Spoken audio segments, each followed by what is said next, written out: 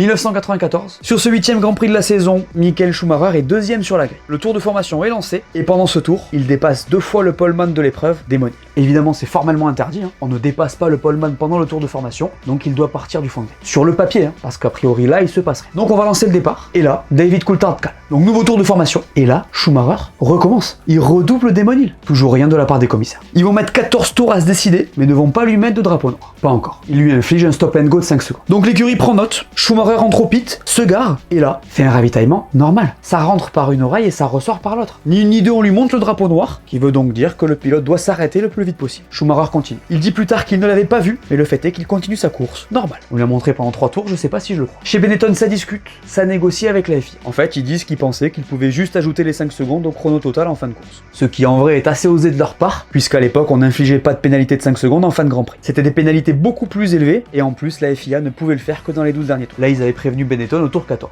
Une mauvaise foi de malade. Cette histoire n'est pas terminée. Après de longues discussions avec Benetton, la FIA retire le drapeau noir. Truc lunaire complet. Mais Schumacher rentre au stand pour observer sa pénalité. Au final, il fait P2 et monte donc sur le podium après avoir été disqualifié. C'est un truc de ouf. Une enquête va s'ouvrir quand même et les commissaires vont lui mettre 25 000 $ d'amende en lui laissant sa P2. C'est toujours pas fini. La FIA discute de ce cas au Conseil mondial du sport automobile et là, ça va chauffer pour Benetton. Les explications ne passent pas et ils vont se faire lourdement sanctionner. Benetton prend 500 000 $ d'amende, Schumacher perd sa P2 au final et surtout, il prend un ban de 2 courses pour son comportement face au drapeau noir. Benetton va faire appel, ce qui va rallonger un peu la sentence et permettre à Schumacher de faire les 3 grands prix suivants, mais ça va être rejeté, il va manquer les grands prix d'Italie et du Portugal. Elle est folle cette histoire, non? Dites-moi ce que vous en pensez en commentaire.